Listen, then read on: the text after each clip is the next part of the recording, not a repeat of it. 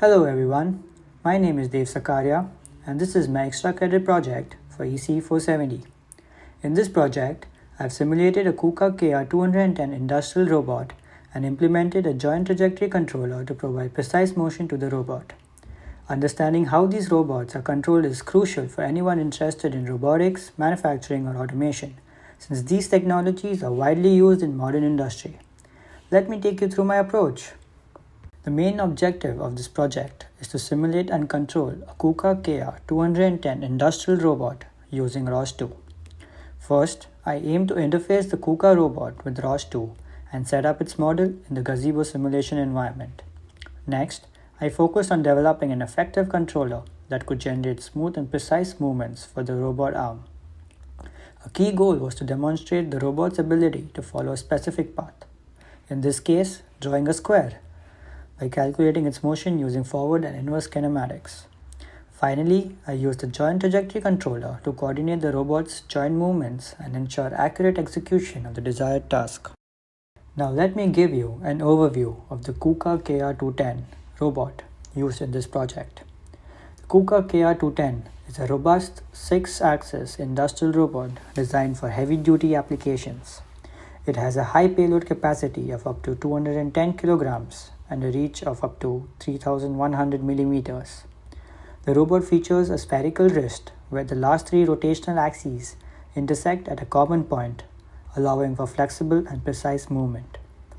To simulate and control the KR210 in ROS2, I used a Zacro file that defines the robot's structure, joints, and physical properties in a modular XML format. This file is converted to a URDF, which is then used in Gazebo to spawn the KR210 model. This setup allows us to simulate the robot's motion, test its kinematics, and perform tasks like pick-and-place operations in a realistic virtual environment. Here is the KUKA KR210 model visualized in RViz. By doing this, we can check the placement and orientation of each part, ensuring the robot moves as expected before running any simulations or controllers. The methodology I used is as follows. First, I converted the robot's Zacro file into a standard URDF format. This step ensures the model is compatible with simulation tools like RViz and Gazebo. The URDF file contains a detailed description of the robot's links, joints, and physical properties, defining its structure, geometry, and motion constraints. This allows RViz and Gazebo to accurately model, display, and control the robot. Next, I validated the model in RViz. After validation, I set up a dynamic simulation in Gazebo. Here, I could analyze the robot's motion, observe the effects of gravity and inertia on the model, and tune the controller parameters for accurate manipulation.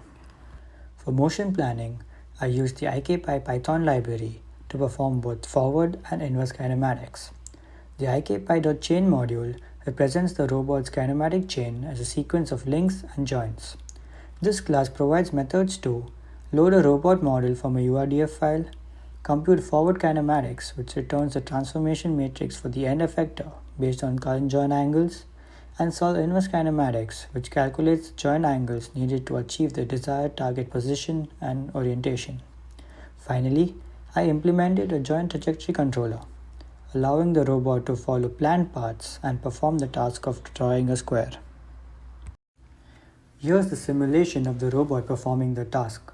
The task is to move the end effector in a square pattern. It first comes to the home position, and now it makes a square with its end effector. To summarize, this project was productive in simulating a custom industrial robotic arm with 6 degrees of freedom.